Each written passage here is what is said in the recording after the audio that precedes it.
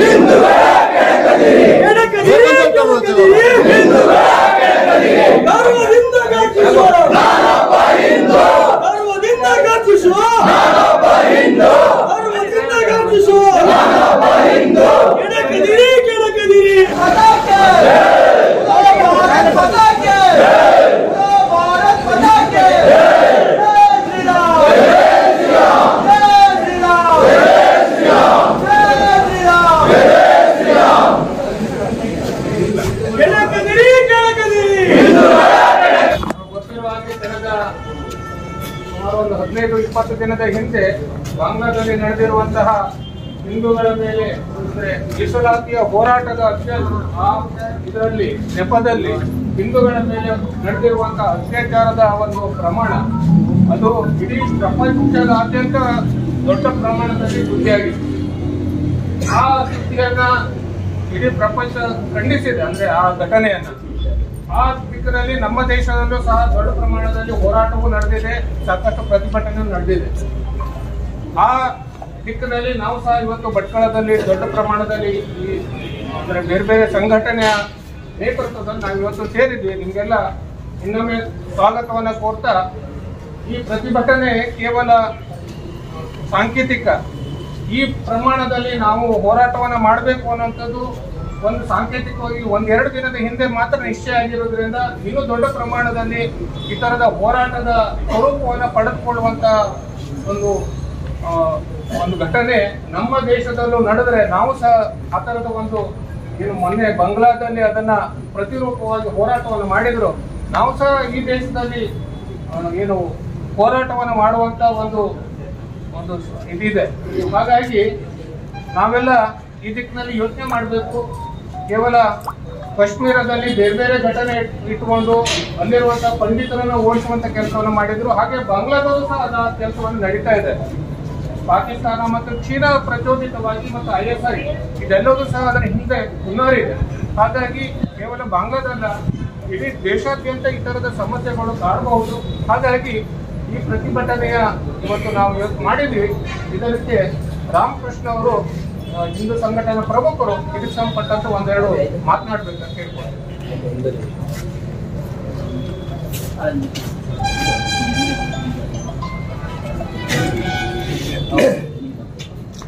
ರತ್ನಾಕರ ದೌತಪದಾಂ ಹಿಮಾಲಯ ಕಿರೀಟಿನೇ ಬ್ರಹ್ಮ ರಾಜರ್ಷಿ ರತ್ನಾಢ್ಯಾಂ ಒಂದೇ ಭಾರತ ಮಾತರಂ.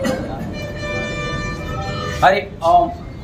ಬಂಧುಗಳೇ, ನಾವಿಲ್ಲಿ ಯಾಕೆ ಸೇರಿದ್ದೇವೆ ಅನ್ನುವ ವಿಚಾರ ತಮಗೆಲ್ಲ ಗೊತ್ತೇ ಇದೆ.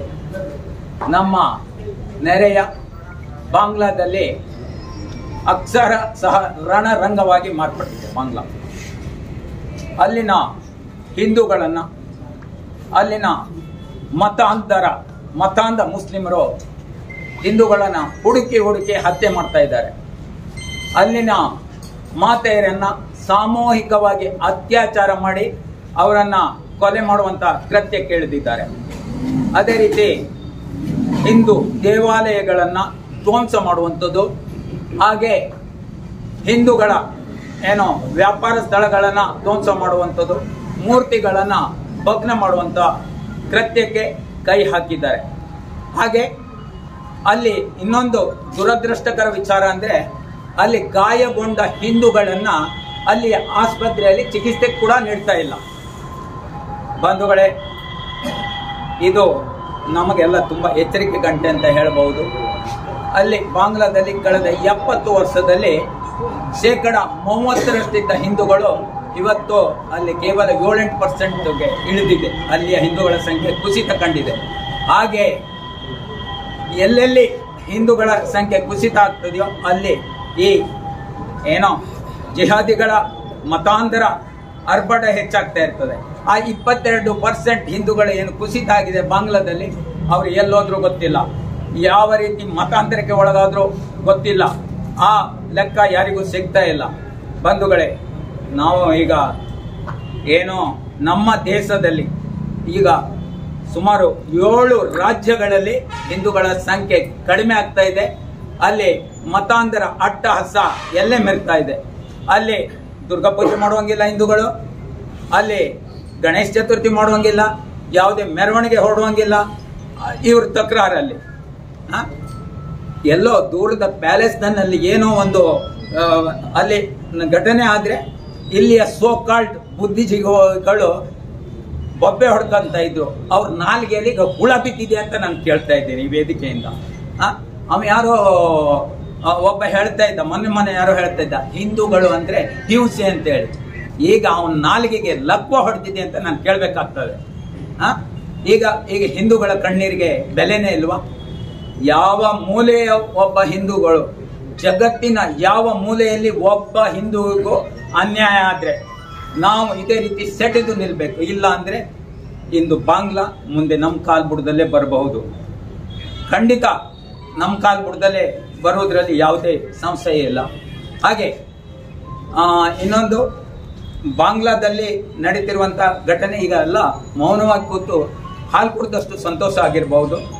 ಇದಕ್ಕೆ ಇದೇ ರೀತಿ ಮುಂದೆ ನಡೀಲಿಕ್ಕಿಲ್ಲ. ಯಾಕೆಂದ್ರೆ ಚಾಯ್ವಾಲ ಬಂದ ನಂತರ ದೇಶದಲ್ಲಿ ಅನೇಕ ಬದಲಾವಣೆಯಾಗಿದೆ. 500 ವರ್ಷಗಳಿಂದ ನಾವು ಕಾಯ್ತಾ ಇರುವಂತ ಭವ್ಯ ರಾಮ ಮಂದಿರ ಲೋಕಾರ್ಪಣೆ ಆಗಿದೆ. ಅಲ್ಲಿ ಭವ್ಯ ರಾಮಲಲ್ಲನ ವಿಗ್ರಹ ಪ್ರತಿಷ್ಠಾಪನೆ ಆಗಿದೆ. ಮುಂದೆ ಇದು ರಾಮರಾಜ್ಯ, ಇದು ಖಂಡಿತ ರಾಮರಾಜ್ಯ ಆಗ್ತದೆ. ಇನ್ನೊಂದು, ಬಾಂಗ್ಲಾದಿಂದ ನುಸುಳಿ ಅನೇಕ ಬಾಂಗ್ಲಾ ಮುಸ್ಲಿಮರು ನುಸುಳುಕೋರರು ಇಲ್ಲಿ ಅಕ್ರಮವಾಗಿ ಲಕ್ಷಾಂತರ ಕೋಟ್ಯಾಂತರ ಜನ ದೇಶದ ಮೂಲೆ ಮೂಲೆಯಲ್ಲಿ ಬಂದು ಠಿಕಾಣೆ ಹೂಡಿದ್ದಾರೆ. ಅವರನ್ನ ಈಗ ಚಾಯ್ವಾಲ ಓಡಿಸಬಹುದು.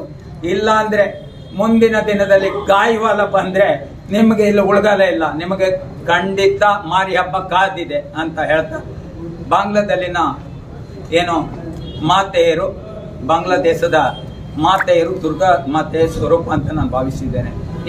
ಈಗಾಗಲೇ ಅವ್ರ ಕೈಗೆ ಆಯುಧ ಬಂದಾಗಿದೆ. ದುರ್ಗಾ ಮಾತೆ ಅವತಾರ ಎತ್ತಿದ್ದೆ ಎಮ್ಮೆ ರೂಪದ ರಾಕ್ಷಸಕ್ಕೆ. ಬಾಂಗ್ಲಾದ ಮಾತೆಯರು ಹಂದಿ ರೂಪದ ಈ ರಾಕ್ಷಸರಿಗೆ ಅವರು ದುರ್ಗಾ ಮಾತೆಯ ಅವತಾರ ಎತ್ತಿ ಮುಂದಿನ ದಿನದಲ್ಲಿ ಅಲ್ಲಿಯ ಸಮಸ್ಯೆಗೆ ಈಗಲೂ 1,30,30,00,000 ಅಲ್ಲಿ ಹಿಂದೂಗಳಿದ್ದಾರೆ. ಅವರು ತಿರುಗಿ ಬಿದ್ರೆ ಈ ಮತಾಂಧರಿಗೆ ತಕ್ಕ ಉತ್ತರ ಕೊಡುವುದು ಏನು ದೊಡ್ಡ ವಿಚಾರ ಅಲ್ಲ. ಆದ್ರೆ ಒಂದು ಖುಷಿ ವಿಚಾರ, ಈಗಾಗಲೇ ಅವರು ತಿರುಗಿ ಬಿದ್ದಿದ್ದಾರೆ. ಈಗಾಗಲೇ ಅವರು ಅಲ್ಲಿ ತಿರುಗಿ ಬಿಟ್ಟಿದ್ದಾರೆ. ನಾವಿಲ್ಲಿ ನಿದ್ದೆಯಲ್ಲಿರಬಹುದು. ಬಾಂಗ್ಲಾದ ಹಿಂದೂಗಳು ತಿರುಗಿ ಬಿದ್ದಿದ್ದಾರೆ. ನಾವು ಎಲ್ಲಿ ಹೋಗ್ಬೇಕು ಅಂತ ಅಲ್ಲಿ ಪ್ರಶ್ನೆ ಮಾಡ್ತಾ ಇದ್ದಾರೆ. ನಿಮ್ಮ ಹಣೆ ಬರ ಇಡೀ ಜಗತ್ತಿನ ಮುಂದೆ ಬೆತ್ತಲಾಗಿದೆ. ಆ ಪ್ರಧಾನಮಂತ್ರಿ ನಿಮ್ಮ ತಾಯಿಯ, ನಿಮ್ಮ ಅಜ್ಜಿಯ ಸಮಾನವಾದ ಆ ಪ್ರಧಾನಮಂತ್ರಿಯ ನಿವಾಸಕ್ಕೆ ನೀವು ನುಗ್ಗುತ್ತೀರಿ. ಅಲ್ಲಿಂದ ಅವಳ ಒಳ ಉಡುಪನ್ನ ತಂದು ರಸ್ತೆಯಲ್ಲಿ ನಿಮ್ ತಲೆ ಮೇಲೆ ಹೊತ್ಕೊಂಡು ಮೆರವಣಿಗೆ ಮಾಡ್ತೀರಿ. ಮೆಡಲ್ ಗೆದ್ಕೊಂಡು ಮೆಡಲ್ ಗೆದ್ದು ಬಂದವರು ಮಾಡ್ಲಿಕ್ಕಿಲ್ಲ, ಆ ರೀತಿ ಮೆರವಣಿಗೆ ಮಾಡ್ತೀರಿ. ನಮ್ಮ ಧರ್ಮ ಅಂತದಲ್ಲ, ಇದು ಸನಾತನ ಹಿಂದೂ ಧರ್ಮ. ಯತ್ರ ನಾರ್ಯಸ್ತು ಪೂಜ್ಯಂತೆ ತತ್ರ ರಮಂತೆ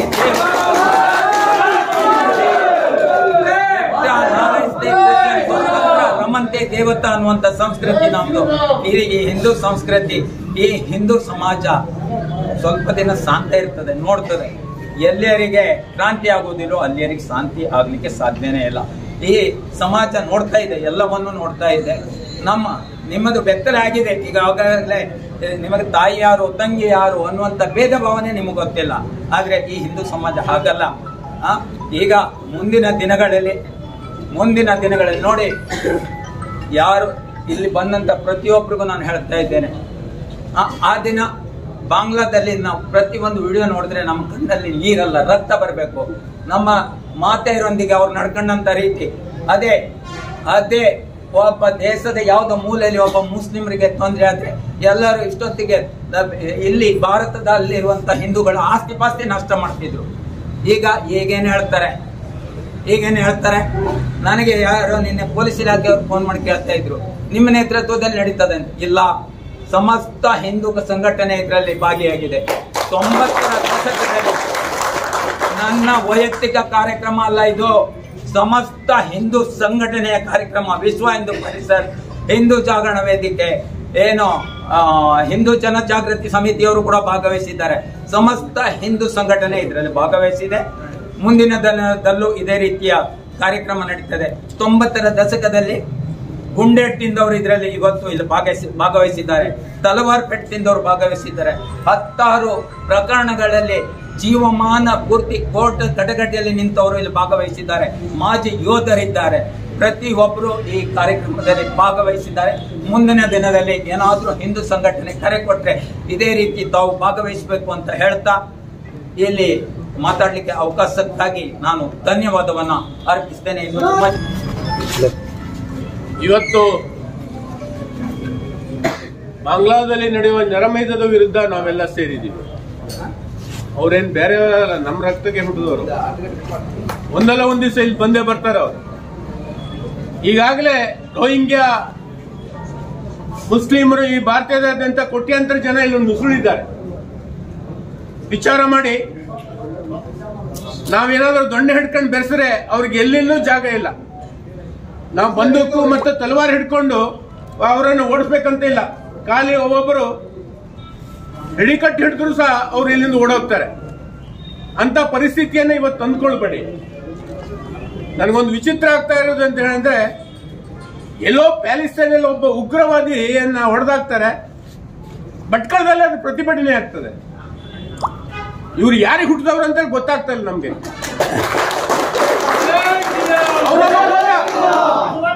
ಅವನ ಗುಂಡ, ಅವನ್ ಸತ್ತವಾಗ ಇವರು ಮನಸ್ಸು ಕಲ್ಲಾಗಿರ್ತದೆ.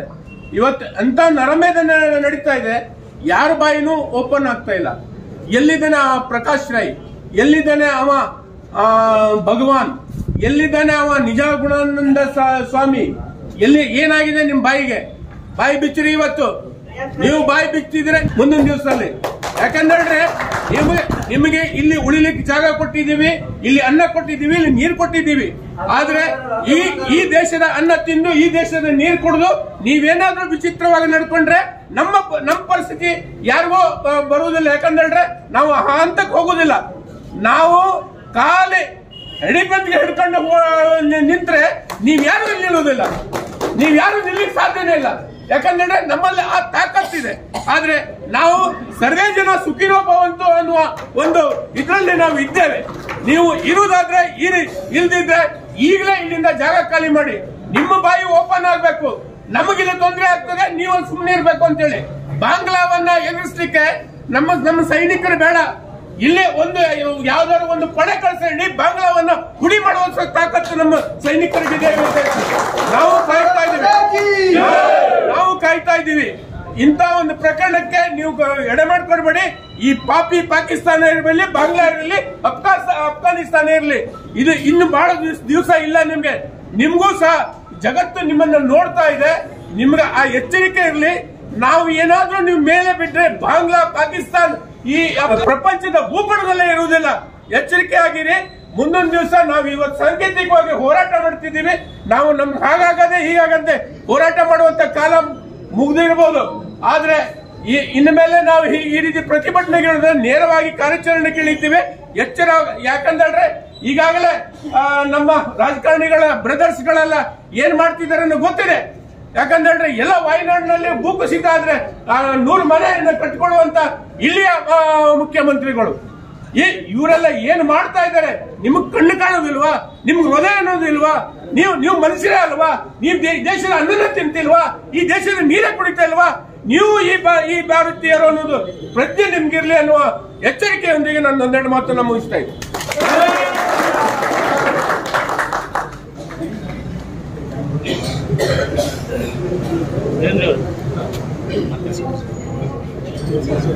ಆತ್ಮೀಯ ಹಿಂದೂ ಬಾಂಧವರೇ, ನಾವು ಇವತ್ತು ಸಾವಿರಾರು ವರ್ಷದ ಇತಿಹಾಸವನ್ನ ತೆಗೆದು ನೋಡಿದ್ರೆ ಅಂದಿನಿಂದ ಇಂದಿನವರೆಗೂ ಎಲ್ಲೆಲ್ಲಿ ಹಿಂದೂಗಳು ಯಾವ ರೀತಿ ಮಾರಣ ಹೋಮವನ್ನ ಅನುಭವಿಸಿದ್ದಾರೆ ಅನ್ನೋದು ನಮ್ಮ ಕಣ್ಣೆದುರುಗಡೆ ಇದೆ. ಎಷ್ಟೋ ಇತಿಹಾಸದಲ್ಲಿ ಅದನ್ನು ಮುಚ್ಚಾಕಲಾಗಿದೆ. ಆದ್ರೆ ಇವತ್ತು ಸಾಮಾಜಿಕ ಜಾಲತಾಣದಂತ ಹಾಗೂ ನಮ್ಮಲ್ಲಿರುವಂತಹ ಒಂದು ಹಿಂದುತ್ವದ ತಾಕತ್ನಲ್ಲಿ ಇವತ್ತು ಇತಿಹಾಸ ಒಂದೊಂದಾಗಿ ಹೊರಗೆ ಬರ್ತಾ ಇದೆ.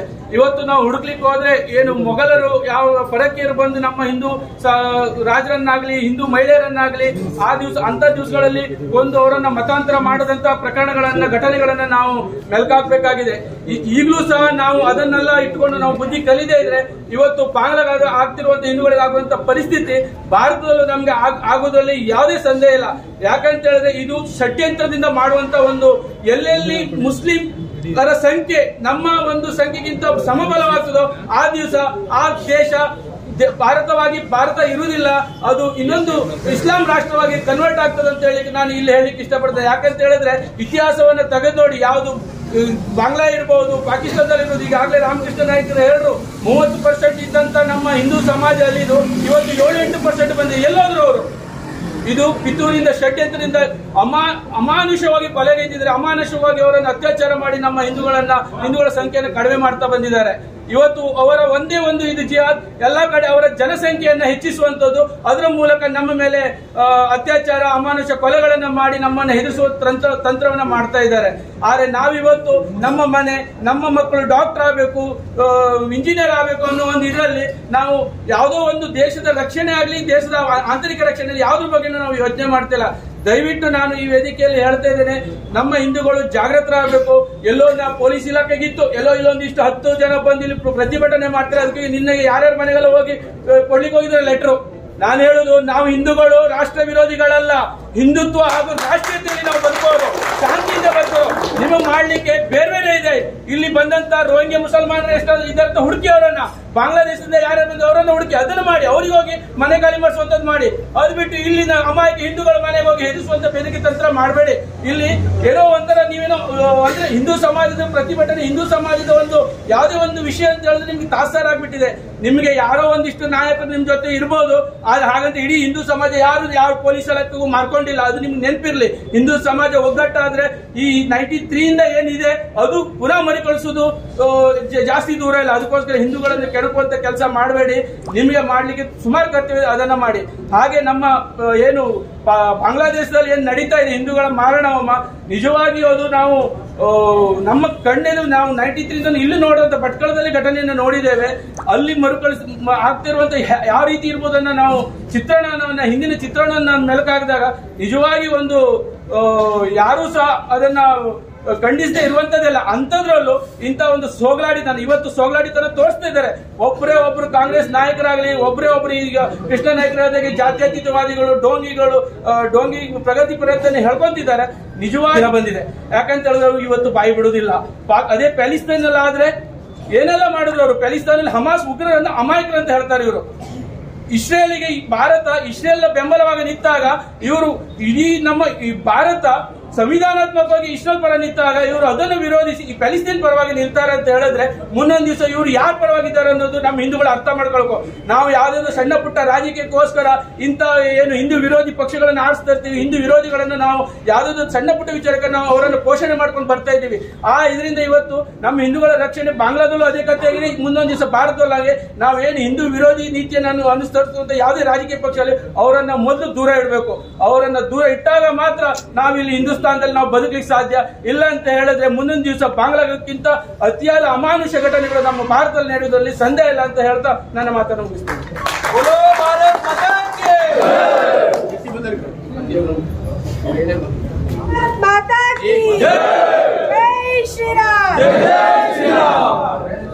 ತಮಗೆಲ್ಲರಿಗೂ ನಮಸ್ಕಾರ. ಬಾಂಗ್ಲಾ ಹಿಂದೂ ಧರ್ಮದ ನಮ್ಮ ಮಹಿಳೆಯರ ಮೇಲೆ, ನಮ್ಮ ಮಕ್ಕಳ ಮೇಲೆ ಆಗುತ್ತಿರುವಂತಹ ಅತ್ಯಾಚಾರವನ್ನು ನೋಡಿದಾಗ ನನಗೆ ಅನಿಸ್ತಾ ಇರೋದಿಷ್ಟೇ. ಯಾಕಂತ ಹೇಳಿದ್ರೆ ಮಹಿಳೆ ಅನ್ನೋರು ಮಹಾ ಇಳೆ ಅಂತ ಹೇಳ್ತಾರೆ. ಮಹಿಳೆಯರಿಗೆ ತುಂಬಾ ಸಂಯಮ, ಶಕ್ತಿ ಎಲ್ಲ ದೇವರು ಕೊಟ್ಟಿದ್ದಾರೆ. ಆದರೆ ಆ ದೇವಿ ಶಾಂತ ಸ್ವರೂಪಳಾಗಿ ಇರ್ಬೋದು, ಸೆಟೆದು ನಿಂತಾಗ ಕಾಳಿಯಂತೆ ಖಡ್ಗವನ್ನು ಹಿಡಿದುಕೊಂಡು ಮುಂದೆ ಬರ್ಬೋದು ಅನ್ನೋದಕ್ಕೆ ಈಗ ಬಾಂಗ್ಲಾದ ಮಹಿಳೆಯರು ಬೀದಿಗೆ ಇಳಿದಿದ್ದಾರಲ್ಲ, ಅದನ್ನ ನೋಡಿ ನಾವು ಕಲಿಬೇಕು. ನಾವು ಅನ್ಕೋಬಹುದು ಮಹಿಳೆಯರು ಮನೆಯಲ್ಲೇ ಕುತ್ಕೊಂಡಿರ್ತಾರೆ, ಅಡಿಗೆ ಮಾಡ್ತಾರೆ, ಅವ್ರಿಗೇನು ಪ್ರಪಂಚ ಜ್ಞಾನ ಇಲ್ಲ ಅಂತ ಹೇಳಿ. ತಮ್ಮ ಮಕ್ಕಳ ರಕ್ಷಣೆಗೆ ಖಂಡಿತ ಕಟಿಬದ್ಧವಾಗಿ ಹಿಂದೂ ಹೆಣ್ಣು ಮಕ್ಕಳು ನಿಂತರು ಅಂತ ಹೇಳಿದ್ರೆ ಜಿಹಾದಿ ಮನಸ್ಥಿತಿಯವರು ಇವರು ಯಾವ ರೀತಿ ಓಡಿ ಹೋಗ್ತಾರೆ ಅನ್ನೋದಕ್ಕೆ ಬಾಂಗ್ಲಾದ ಹಿಂದೂಗಳ ಸಾಕ್ಷಿ. ಅದೇ ರೀತಿ ನಮ್ಮ ಹಿಂದೂ ದೇಶದಲ್ಲಿ, ನಮ್ಮ ಭಾರತ ದೇಶದಲ್ಲಿ ಜಿಹಾದಿ ಮನಸ್ಥಿತಿಗಳು ಚಿಗುರ್ಕೊಳ್ತಾ ಇದ್ದಾವೆ. ಎಲ್ಲರೂ ಗಮನಿಸ್ತಾ ಇದ್ದಾರೆ. ಅಂತಾರಾಷ್ಟ್ರೀಯ ಮಟ್ಟದಲ್ಲಿ ಇರ್ಬೋದು, ಇಲ್ಲಿ ಇರುವ ಪ್ರತಿಯೊಬ್ಬರು ಗಮನಿಸ್ತಾ ಇದ್ದಾರೆ. ಎಚ್ಚೆತ್ತುಕೊಳ್ಳಿ. ನೀವು ಈ ದೇಶದ ಅನ್ನವನ್ನು ತಿಂದ್ಕೊಂಡಿದ್ದೀರಿ. ಈ ದೇಶದ ಪ್ರತಿಯೊಂದು ಲಾಭವನ್ನ ಸರ್ಕಾರ ಕೊಡುವಂಥದ್ದು ಇರ್ಬೋದು, ಯಾವುದೇ ಇರ್ಬೋದು, ನೀವು ಪಡಿತಾ ಇದ್ದೀರಿ. ಹಾಗಾಗಿ ಈ ದೇಶದ ಋಣವನ್ನು ತೀರಿಸುವ ಮನಸ್ಥಿತಿ ನಿಮ್ಮದಿರ್ಲಿ. ನೀವು ಇವತ್ತು ನಮ್ಮೊಂದಿಗೆ ಚೆನ್ನಾಗಿರ್ತೀರಿ, ವ್ಯವಹಾರ ಮಾಡ್ತೀರಿ, ಎಲ್ಲ ಮಾಡ್ತೀರಿ. ನಾಳೆ ಏನೋ ಹಿಂದುತ್ವದ ಬಗ್ಗೆ ಏನೋ ಒಂದು ಹೋರಾಟ ಅಥವಾ ಏನೋ ಒಂದು ಗಲಾಟೆ ಆಯ್ತು ಅಂದ್ರೆ ನೀವು ಹಿಡ್ಕೊಂಡು ಬರೋದು ಚೂರಿಯನ್ನೇ ಅಂತ ನಮ್ಗೆ ಗೊತ್ತು. ನಾವು ಮಹಿಳೆಯರು ಕೂಡ ಅದನ್ನ ಶಸ್ತ್ರವನ್ನು ಹಿಡಿಲಿಕ್ಕೆ ನಾವು ಕಲೀಲಿಕ್ಕೆ ನಮ್ಗೆ ಗೊತ್ತು. ನಾವು ಅದನ್ನು ಕಲ್ತಿದ್ದೀವಿ. ಇಲ್ಲಿಯ ಮಕ್ಕಳಿಗೆ ನಾವು ನಮ್ಮ ಮಕ್ಕಳಿಗೆ ಹೇಳಿದ್ರು, ನಾವು ನಮ್ಮ ಮಕ್ಕಳನ್ನ ಡಾಕ್ಟರ್ ಮಾಡ್ತೇವೆ, ಇಂಜಿನಿಯರ್ ಮಾಡ್ತೇವೆ.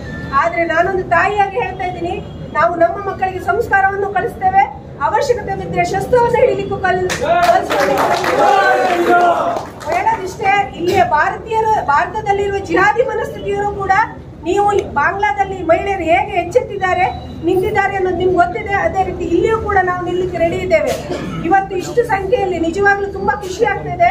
ಇಷ್ಟು ಸಂಖ್ಯೆಯಲ್ಲಿ ನಾವೆಲ್ಲ ಒಗ್ಗಟ್ಟಾಗಿದ್ದೇವೆ ಅಂದ್ರೆ ಇದು ನಿಮಗೆ ಎಚ್ಚರಿಕೆಯ ಗಂಟೆ. ನೀವು ಅನ್ಕೊಳ್ಬಹುದು ನಮ್ಮನ್ನ ಹೆದರಿಸಬಹುದು, ಪೊಲೀಸರನ್ನ ಕಳಿಸಬಹುದು, ಅಥವಾ ನಮ್ಮ ವಿರೋಧಿ ರಾಜಕೀಯದವರು ಏನಿದ್ದಾರೆ, ವಿರೋಧಿ ಪಕ್ಷದವರು, ಅವನು ಅಯೋಗ್ಯ, ಅವನು ಮಹಾನ್ ಅವನೇ ಜಿಹಾದಿ. ಯಾಕಂತ ಹೇಳಿದ್ರೆ ಬಾಂಗ್ಲಾದಲ್ಲಿ ಈ ನರಮೇಧ ಕಾರ್ಯಕ್ರಮ ಏನು ಆಗ್ಲಿಕ್ಕೆ ಮೂಲ ಕೇಂದ್ರ ಬಿಂದು ಅವನು. 1 ತಿಂಗಳ ಹಿಂದೆ ಅರಬ್ ಕಂಟ್ರಿಯಲ್ಲಿ ಒಂದು ಮೀಟಿಂಗ್ ಆದಾಗ ಆ ಮೀಟಿಂಗ್ ಅಲ್ಲಿ ಇವನು ಕೂತದ್ದು ಜಿಹಾದಿಗಳ ಜೊತೆ.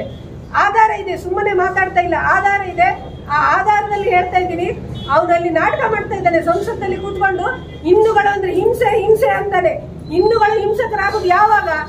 ನಮ್ಮ ರಕ್ಷಣೆಗೆ ನಾವು ಹಿಂಸಕರಾಗ್ತೇವೆ ಬಿಟ್ರೆ ನಾವು ನಮ್ಮ ಮಕ್ಕಳಿಗೆ ಕಲಿಸೋದು ಎಲ್ಲರೊಂದಿಗೆ ಚೆನ್ನಾಗಿ ಇರಬೇಕು ಅಂತ ಕಲಿಸ್ತೇವೆ ಹೊತ್ತು ಯಾರನ್ನು ಕೊಲ್ಲು ಅಂತ ನಾವು ಯಾವತ್ತೂ ಕಲಿಸೋದಿಲ್ಲ, ಹಿಂಸೆಯನ್ನು ಕಲಿಸೋದಿಲ್ಲ. ಅವಶ್ಯಕತೆ ಬಿದ್ದರೆ ಮಾತ್ರ ನಾವು ಹಿಂದೂಗಳು ಹಿಂಸಕರಾಗ್ತೇವೆ, ಶಸ್ತ್ರವನ್ನು ಹಿಡಿತೇವೆ. ಹಾಗಾಗಿ ದಯವಿಟ್ಟು ಎಲ್ಲಿ ಆ ಮನಸ್ಥಿತಿ, ಭಟ್ಕಳದಲ್ಲೂ ಕೂಡ ಆ ಮನಸ್ಥಿತಿಯವರು ಸಹಸ್ರಾರು ಜನ ಇದ್ದಾರೆ, ಗೊತ್ತುಂಟು, ನಮಗೂ ಗೊತ್ತುಂಟು. ಆದ್ರೆ ನೀವು ನಮ್ಮನ್ನು ಕೆಣಕಲು ಬಂದ್ರೆ ಖಂಡಿತ ನಾವು ಶಸ್ತ್ರವನ್ನು ಹಿಡಿಲಿಕ್ಕೆ ಸಿದ್ಧರಿದ್ದೇವೆ ಅಂತ ಹೇಳ್ತಾ ಈ ಪ್ರತಿಭಟನೆಯಲ್ಲಿ ನಾವೆಲ್ಲರೂ ಸೇರಿದ್ದೇವೆ. ಇದು ಸಣ್ಣ ಪ್ರತಿಭಟನೆ ಇರ್ಬೋದು, ನಿಮಗೆ ಸಂಖ್ಯೆ ಕಡಿಮೆ ಅಂತ ಅನ್ಸಿರ್ಬೋದು. ನಾಳೆ ನಾವೆಲ್ಲರೂ ಒಂದಾಗ್ತೇವೆ. ನಮ್ಮ ರಕ್ಷಣೆಗೆ ನಾವು ಹಿಂದೂಗಳು ಒಂದಾಗ್ಲಿಕ್ಕೆ ಯಾವತ್ತೂ ಬದ್ಧರಿದ್ದೇವೆ ಅಂತ ಹೇಳ್ತಾ ನನ್ಗೆ ಮಾತಾಡ್ಲಿಕ್ಕೆ ಅವಕಾಶ ಕೊಟ್ಟಂತ ತಮ್ಗೆಲ್ಲರಿಗೂ ಒಂದು ನಮಸ್ತೆ.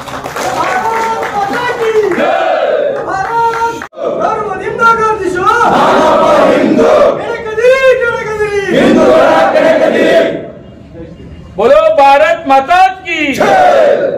ವಿಶ್ವ ಹಿಂದೂ ಪರಿಷತ್ ಭಟ್ಕಳ ಸನ್ಮಾನ್ಯ ರಾಷ್ಟ್ರಪತಿಗಳಿಗೆ ಹಾಗೂ ಸನ್ಮಾನ್ಯ ಪ್ರಧಾನಮಂತ್ರಿಗಳು ಭಾರತ ಸರ್ಕಾರ ಇವರಿಗೆ ನಾವು ಮಾನ್ಯ ಸಹಾಯಕ ಆಯುಕ್ತರ ಮೂಲಕ ಕೋರ್ತಾ ಇದ್ದೇವೆ. ವಿಷಯ ಬಾಂಗ್ಲಾದೇಶದಲ್ಲಿ ದುಷ್ಟ ಮತಾಂಧ ಶಕ್ತಿಗಳಿಂದ ಆಗುತ್ತಿರುವ ಅಲ್ಪಸಂಖ್ಯಾತ ಹಿಂದೂಗಳ ಕೊಲೆ, ದೌರ್ಜನ್ಯ, ಹಿಂದೂ ಮಹಿಳೆಯರ ಮೇಲಿನ ಅತ್ಯಾಚಾರ ಹಾಗೂ ಹಿಂದೂ ದೇವಸ್ಥಾನಗಳ ಮೇಲೆ ಆಕ್ರಮಣ, ಹಿಂದೂಗಳ ಆಸ್ತಿಪಾಸ್ತಿ ನಾಶದ ವಿರುದ್ಧ ತೀವ್ರ ಖಂಡನೆ ವ್ಯಕ್ತಪಡಿಸುತ್ತಾ ಅವರ ರಕ್ಷಣೆಗೆ ಭಾರತ ಸರ್ಕಾರವು ಅಗತ್ಯ ಕ್ರಮ ಕೈಗೊಳ್ಳುವಂತೆ ಆಗ್ರಹಿಸಿ ಈ ಒಂದು ಮನವಿ ಪತ್ರವನ್ನ ನೀಡ್ತಾ ಇದ್ದೇವೆ. ಇತ್ತೀಚೆಗೆ ಬಾಂಗ್ಲಾದೇಶದಲ್ಲಿ ನಡೆದ ವಿದ್ಯಾರ್ಥಿ ಸಂಘಟನೆಗಳ ಪ್ರತಿಭಟನೆಯ ಮುಖವಾಡದ ಹಿಂದೆ ಅಲ್ಲಿನ ದುಷ್ಟ ಮತಾಂಧ ಶಕ್ತಿಗಳು ಹಾಗೂ ಪಾಕಿಸ್ತಾನ ಬೆಂಬಲಿತ ಅಘೋಷಿತ ಸಂಘಟನೆಗಳ ಪಿತೂರಿ ಇದ್ದು ಸರ್ಕಾರದ ವಿರುದ್ಧ ದಂಗೆ ಎಬ್ಬಿಸಿ ಅಲ್ಲಿನ ಪ್ರಧಾನಿ ರಾಜೀನಾಮೆ ಕೊಟ್ಟು ದೇಶ ಬಿಟ್ಟು ಹೋಗುವಂತೆ ಮಾಡಿರುತ್ತಾರೆ. ಇದೇ ಸೂಕ್ತ ಸಮಯವೆಂದು ಈ ದಂಗೆಯ ಹಿಂದಿನ ದುಷ್ಟ ಮತಾಂಧ ಶಕ್ತಿಗಳ ಒಳಸಂಚಿನಂತೆ ಬಾಂಗ್ಲಾದೇಶದಲ್ಲಿರುವ ಅಲ್ಪಸಂಖ್ಯಾತ ಹಿಂದೂಗಳನ್ನು ಗುರಿಯಾಗಿಸಿಕೊಂಡು ಹಿಂದೂ ಧರ್ಮದ ಧಾರ್ಮಿಕ ಸ್ಥಳಗಳನ್ನು, ದೇವಸ್ಥಾನಗಳನ್ನು ಭಗ್ನಗೊಳಿಸುತ್ತಿರುವುದಲ್ಲದೆ ಅಮಾಯಕ ಹಿಂದೂ ಮಹಿಳೆಯರ ಮೇಲೆ ಅತ್ಯಾಚಾರ, ದೌರ್ಜನ್ಯ ಹಾಗೂ ಹಿಂದೂಗಳ ಕೊಗ್ಗಲೆ ಹಾಗೂ ಆಸ್ತಿ ಪಾಸ್ತಿ ನಾಶದಂತಹ ಅಪಾರ ಪ್ರಕರಣಗಳು ನಿರಂತರವಾಗಿ ನಡೆಯುತ್ತಿದೆ. ಈಗಾಗಲೇ ಅಲ್ಲಿನ ಹಿಂದೂಗಳು ಜೀವನ್ಮರಣದ ಹೋರಾಟ ಮಾಡುತ್ತಿರುವುದು ಸುದ್ದಿ ಮಾಧ್ಯಮ ಹಾಗೂ ಸಾಮಾಜಿಕ ಜಾಲತಾಣದ ಮೂಲಕ ದಿನನಿತ್ಯ ಎಲ್ಲರ ಗಮನಕ್ಕೆ ಬರುತ್ತಿದ್ದು ನಾಗರಿಕ ಸಮಾಜ ಬಾಂಗ್ಲಾದೇಶದ ಅಲ್ಪಸಂಖ್ಯಾತ ಹಿಂದೂಗಳ ಈ ದುಸ್ಥಿತಿಗೆ ಮರುಕ ವ್ಯಕ್ತಪಡಿಸಿ ವಿಶ್ವಾದ್ಯಂತ ಖಂಡನೆ ವ್ಯಕ್ತಪಡಿಸುತ್ತಿದೆ. ಸ್ವಾತಂತ್ರ್ಯ ಪೂರ್ವದಲ್ಲಿ ಭಾರತೀಯರಾಗಿದ್ದ ನಮ್ಮ ಈ ಹಿಂದೂ ಬಾಂಧವರು ದೇಶ ವಿಭಜನೆಯ ನಂತರ ಪಾಕಿಸ್ತಾನ ಮತ್ತು ಬಾಂಗ್ಲಾದೇಶದಲ್ಲಿ ನಿರಂತರವಾಗಿ ದುಷ್ಟ ಮತಾಂಧರ ದೌರ್ಜನ್ಯವನ್ನು ಎದುರಿಸುತ್ತಾ ಪ್ರಾಣ ಭಯದಲ್ಲಿ ಜೀವನ ನಡೆಸುತ್ತಾ ಬಂದಿದ್ದಾರೆ. ಈಗಾಗಲೇ ದುಷ್ಟ ಮತಾಂಧರ ಪ್ರಾಣ ಬೆದರಿಕೆಯ ತಂತ್ರದ ಮೂಲಕ ಒತ್ತಾಯದ ಮತಾಂತರಕ್ಕೆ ಹಾಗೂ ನಿರಂತರ ಕೊಲೆ, ದೌರ್ಜನ್ಯಕ್ಕೆ ತುತ್ತಾಗಿಸುವ ಮೂಲಕ ಪಾಕಿಸ್ತಾನ ಹಾಗೂ ಬಾಂಗ್ಲಾದೇಶದಲ್ಲಿನ ಅಲ್ಪಸಂಖ್ಯಾತ ಹಿಂದೂಗಳ ಸಂಖ್ಯೆ ಗಣನೀಯವಾಗಿ ಕ್ಷೀಣಿಸುವಂತೆ ಮಾಡುವಲ್ಲಿ ದುಷ್ಟ ಮತಾಂಧ ಶಕ್ತಿಗಳು ಯಶಸ್ವಿಯಾಗುತ್ತಾ ಬಂದಿದ್ದು, ಒಂದು ಕಡೆ ಪಾಕಿಸ್ತಾನ ಮತ್ತು ಬಾಂಗ್ಲಾದೇಶದಲ್ಲಿ ಹಿಂದೂಗಳ ಸಂಖ್ಯೆ ಶೇಕಡವಾರು ಗಣನೀಯವಾಗಿ ಹೆಚ್ಚುತ್ತಾ ಇದೆ. ಆದರೂ ಸಹ ಭಾರತದಲ್ಲಿ ಅಲ್ಪಸಂಖ್ಯಾತರ ಮೇಲೆ ಸಣ್ಣ ಹಲ್ಲೆಯಾದರೂ ಡೋಂಗಿ ಜಾತ್ಯತೀತವಾದಿ ಪಕ್ಷಗಳು, ಬುದ್ಧಿಜೀವಿಗಳು ಹಾಗೂ ಪ್ರಗತಿಪರ ಹೆಸರಿನಲ್ಲಿ ದೊಡ್ಡ ಅಂತಾರಾಷ್ಟ್ರೀಯ ವಿಷಯವನ್ನಾಗಿ ಮಾಡುವುದಲ್ಲದೆ ಹಿಂದೂ ಧರ್ಮೀಯರ ವಿರುದ್ಧ ಬಾಯಿಗೆ ಬಂದಂತೆ ಮಾತನಾಡುವುದರ ಜೊತೆಗೆ ಮಾನವ ಹಕ್ಕಿನ ಪ್ರತಿಪಾದನೆ ಮಾಡುವ ಇವರು ಇಂದು ಬಾಂಗ್ಲಾದೇಶದಲ್ಲಿ ಹಿಂದೂಗಳ ಮೇಲೆ ಇಷ್ಟೊಂದು ದೊಡ್ಡ ಪ್ರಮಾಣದಲ್ಲಿ ದೌರ್ಜನ್ಯ, ಅತ್ಯಾಚಾರ, ಕೊಲೆ ನಡೆಯುತ್ತಿದ್ದರೂ ಡೋಂಗಿ ಜಾತ್ಯತೀತವಾದಿ ಪಕ್ಷಗಳು, ಬುದ್ಧಿಜೀವಿಗಳು, ಪ್ರಗತಿಪರರು ಜಾಣ ಮೌನ ವಹಿಸುವ ಮೂಲಕ ತಮ್ಮ ಸೊಗಲಾಡಿತನವನ್ನ ಪ್ರದರ್ಶಿಸುತ್ತಾ ಇದ್ದಾರೆ. ಭಾರತವು ಅತ್ಯಂತ ಹೆಚ್ಚು ಹಿಂದೂ ಸಂಖ್ಯೆ ಹೊಂದಿರುವ ದೇಶವಾಗಿದ್ದು ಹಿಂದುತ್ವ ನಮ್ಮ ದೇಶದ ಭದ್ರ ಬುನಾದಿಯಾಗಿದೆ. ಬಾಂಗ್ಲಾದೇಶದಲ್ಲಿ ಪ್ರಾಣ ಭಯದಲ್ಲಿರುವ ಹಿಂದೂಗಳ ಹಾಗೂ ಹಿಂದೂ ಧಾರ್ಮಿಕ ಸ್ಥಳಗಳ ರಕ್ಷಣೆಗೆ ನಿಲ್ಲುವುದು ನಮ್ಮ ಆದ್ಯ ಕರ್ತವ್ಯವಾಗಿದ್ದು ಈ ನಿಟ್ಟಿನಲ್ಲಿ ಘನ ಸರ್ಕಾರವು ಈಗಾಗಲೇ ಹಿಂದೂಗಳ ಮೇಲೆ ಆಗಿರುವ ದೌರ್ಜನ್ಯವನ್ನು ಖಂಡಿಸಿ ವಿಶ್ವಸಂಸ್ಥೆ ಹಾಗೂ ಅಂತಾರಾಷ್ಟ್ರೀಯ ಮಾನವ ಹಕ್ಕು ಆಯೋಗದ ಮೂಲಕ ಸೂಕ್ತ ತನಿಖೆಗೆ ಒತ್ತಾಯಿಸಿ ಮತಾಂಧ ಶಕ್ತಿಗಳ ಷಡ್ಯಂತ್ರಕ್ಕೆ ಕಡಿವಾಣ ಹಾಕುವುದರ ಜೊತೆಗೆ ಬಾಂಗ್ಲಾದೇಶದ ಈಗಿನ ಸರ್ಕಾರಕ್ಕೆ ಕಟ್ಟುನಿಟ್ಟಿನ ಎಚ್ಚರಿಕೆ ನೀಡಿ ಅಲ್ಲಿನ ಅಲ್ಪಸಂಖ್ಯಾತ ಹಿಂದೂಗಳ ರಕ್ಷಣೆಗೆ ಸೂಕ್ತ ಕ್ರಮ ಕೈಗೊಳ್ಳಲು ಕಟಿಬದ್ಧರಾಗಿ ಕಾರ್ಯಪ್ರವೃತ್ತರಾಗಲು ಈ ಮೂಲಕ ತಮ್ಮಲ್ಲಿ ಸಮಸ್ತ ಭಾರತೀಯ ಹಿಂದೂ ಸಮಾಜದ ಪರವಾಗಿ ಕೋರುತ್ತಿದ್ದೇವೆ. ಧನ್ಯವಾದ.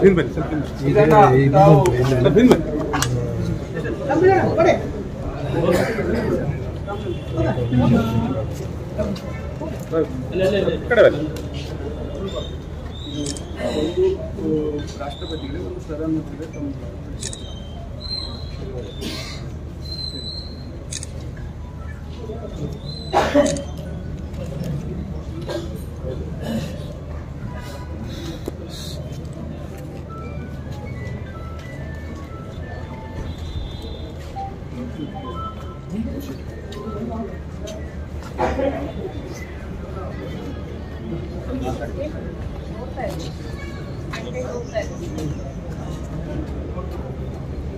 ಸೊ ಈ ದಿವಸ ವಿಶ್ವ ಹಿಂದೂ ಪರಿಷತ್ ಭಟ್ಕಳರವರಿಂದ ಬಾಂಗ್ಲಾದೇಶದಲ್ಲಿ ನಡೆಸಿರುವ ದೌರ್ಜನ್ಯದ ಕುರಿತಾಗಿ ಒಂದು ಮನವಿಯನ್ನು ಕೊಟ್ಟಿದ್ದಾರೆ. ಇದನ್ನು ನಾನು ಜವಾಬ್ದಾರಿಯುತವಾಗಿ ರಾಷ್ಟ್ರಪತಿಗಳಿಗೆ ಮತ್ತು ಪ್ರಧಾನಮಂತ್ರಿಗಳಿಗೆ ತಲುಪಿಸುವ ಕೆಲಸವನ್ನು ಮಾಡಿದ್ದಾರೆ. ಇವತ್ತಿನ ವಿಶ್ವ ಹಿಂದೂ ಪರಿಷತ್ ಹಾಗೂ ಮತ್ತು ಸಮಸ್ತ ಹಿಂದೂ ಸಂಘಟನೆ ನೇತೃತ್ವದಲ್ಲಿ ಬಾಂಗ್ಲಾದೇಶದಲ್ಲಿ ಹಿಂದೂಗಳ ಮೇಲೆ ಕೊಲೆ, ಸುಲಿಗೆ, ಅತ್ಯಾಚಾರಗಳ ವಿರುದ್ಧ ಇವತ್ತಿನ ಪ್ರತಿಭಟನೆಗೆ ಆಗಮಿಸಿದಂತ ಹಿಂದೂ ಸಂಘಟನೆ ಕಾರ್ಯಕರ್ತರಿಗೆ ಹಾಗೂ ಮಾಧ್ಯಮ ಮಿತ್ರರಿಗೆ ಹಾಗೂ ಸೂಕ್ತ ಪೊಲೀಸ್ ಬಂದೋಬಸ್ತ್ ನೀಡಿದ ಪೊಲೀಸ್ ಅಧಿಕಾರಿಗಳಿಗೆ ಭಟ್ಕಳ ವಿಶ್ವ ಹಿಂದೂ ಪರಿಷತ್ ವತಿಯಿಂದ ತುಂಬು ಹೃದಯದ ಧನ್ಯವಾದಗಳನ್ನು ಅರ್ಪಿಸ್ತಾ ಇದ್ದೇನೆ. ನಮ್ಮ ಆರ್ಕೆ ಟಿವಿ ಸದೃಢ ಸಮಾಜಕ್ಕಾಗಿ. ಈ ಕಾರ್ಯಕ್ರಮ ತಮಗೆ ಇಷ್ಟವಾದಲ್ಲಿ ದಯವಿಟ್ಟು ಸಬ್ಸ್ಕ್ರೈಬ್ ಮಾಡಿ, ಲೈಕ್ ಮಾಡಿ, ಶೇರ್ ಮಾಡಿ. ಧನ್ಯವಾದಗಳು.